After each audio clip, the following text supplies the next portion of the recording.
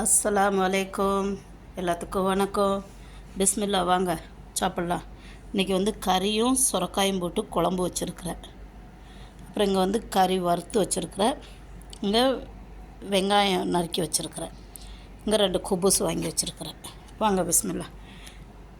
இந்த சுரக்காய் வந்து பிஞ்சு காயாக வாங்கி தோலோடு போட்டு சமைச்சி சாப்பிட்ணும்.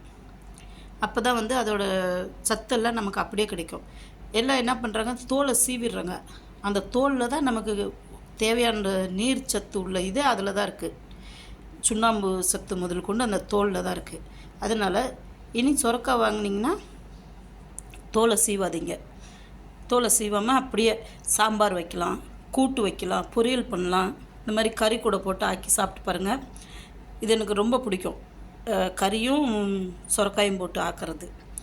அப்புறம் கூட வெங்காயம் ஏன் எடுத்து வச்சுருக்குன்னா, வெங்காயம் வந்து நம்ம டெய்லி சாப்பிட்டோமா நம்ம உடம்புல சேர்ற கொழுப்பு இருக்குது பார்த்திங்களா, அந்த ஹார்ட் அட்டாக் வராமல் இருக்கும். வெங்காயத்துலேருந்து ஒரு ஆசிடிட்டி இருக்குது, அது போய் நம்ம உடம்புல இருக்கிற கொழுப்பு அதை வந்து அப்பப்போ கெட்ட கொழுப்பை வந்து நீக்கிடும், நல்ல கொழுப்பை மட்டும் வைக்கும். அதே மாதிரி சுகர்காரங்களுக்கு இந்த குபுஸ் சரியில்லை. என்ன பண்ணுறது, எங்களுக்கு கிடைக்காதனால நாங்கள் வந்து இந்த குபுஸை வாங்கி சாப்பிட்றோம். ஏன்னா இது மைதா. நீங்கள் பார்க்குறவங்க உங்களுக்கு இட்லி, தோசை, சாப்பாடு, பூரி இது மாதிரிலாம் வச்சு சாப்பிட்லாம். செம்மையாக இருக்கும்.